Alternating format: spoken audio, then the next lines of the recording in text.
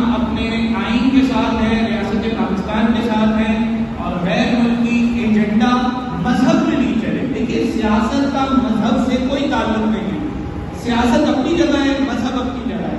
سارے مومنین ہمارے بھائی ہیں جو کہ عزاداری کر رہے ہیں، جو کہ مولا کی عزا کر رہے ہیں، کوئی مسئلہ نہیں ہے. مگر جہاں پر ہمیں یہ بات سمجھ میں آئے کہ عزاداری کے اندر دخل دیا جا رہا ہے کسی بیرونی سیاست کا، عزاداری کو پراکسی بنا کر پیش کیا جا رہا ہے، تو نسیم امروہی کا شعر ہے کہ اگر سیاست داخل ہوگی عزاداری میں تو وہ اتنے سال پہلے کہہ چکے ہیں قفل لگ جائیں گے تبلیغ کے کاشان میں.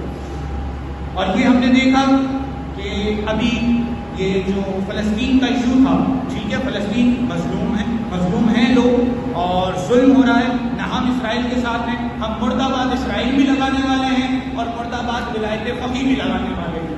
تو دونوں ایجنٹوں کے ساتھ ہم نے ظلم ہو رہا ہے. لیکن جب عزاداری میں داخل کیے گئی جاپان کے اندر، آسٹریلیا کے اندر، عزاخانوں کے اندر پرچم لائے گئے فلسطین کے، تو وہاں کی ملکوں نے، وہاں کی ریاستوں نے اس پہ ایکشن لیا اور وہاں امام بارگاہیں بند ہو گئی.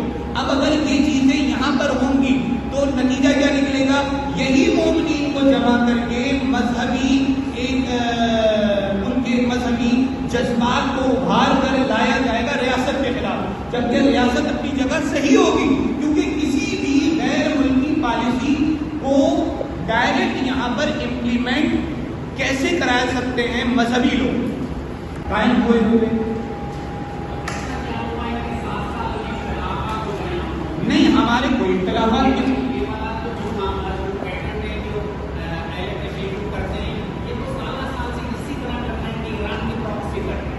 نہیں دیکھیے میری بات سنیے، 45 سال ہوئے انقلاب آئے ہوئے، 45 سال ہوئے انقلاب آئے ہوئے، 20 سال سے عزاداری میں زیادہ دخل دیا جا رہا ہے سیاست کا بیرونی جھنڈے. ابھی آپ نے دیکھا کراچی میں جو معاملات ہوئے، 20 سال پہلے کی عزاداری نہیں ہوتی تھی، 45 سال پہلے کی عزاداری نہیں ہوتی تھی. میرے دادا، ان کے دادا اور یہ پوری نسلیں جو یہاں موجود ہیں شیعہ اثناشری کی، یہ کس ملک کے خلاف تھے اور کس ملک کے حامی تھے؟ ہم فقط یزید کے خلاف ہیں، حسین کے حامی ہیں.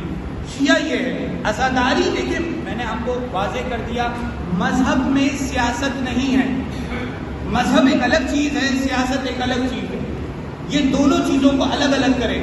اگر کوئی مذہب میں سیاست کو لانے کی کوشش کرے گا ہم احتجاج کریں گے. اور دیکھیں آج کے ایشو پہ سوال اٹھائیں، آج کا ایشو یہ ہے کہ جو مومنین اس پر احتجاج کرتے ہیں کہ عزاداری کو سیاست سے پاک رہنے دو. آپ ہندوؤں کے یہاں بھی دیکھیں، آپ عیسائیوں کے یہاں بھی دیکھیں کہ کیا ہندو کو یہ اجازت ہے کہ وہ اپنی مذہبی رسومات میں انڈیا کو سپورٹ کریں؟ پاکستان میں نہیں ہے. اسی طرح سے پاکستان میں یہ بھی اجازت نہیں ہے کہ عزاداری کے اندر کسی ملک کے ساتھ ہو جایا جائے یا کسی ملک کے خلاف ہو جائے. عزاداری جغرافیائی حدود سے باہر ہے.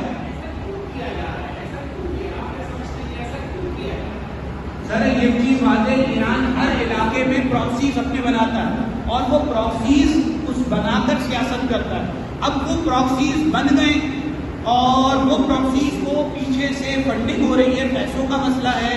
پہلے یہ ہوتا تھا، آپ دیکھ لیں کہ پرانے دور میں جو علماء ہوتے تھے وہ نارمل بات کرتے تھے مذہب کی، مگر آج کے علماء پڑھ کے ہی کم سے آتے ہیں اور ان کو وہاں پر ڈگریاں ہی اس بات پر دی جاتی ہیں.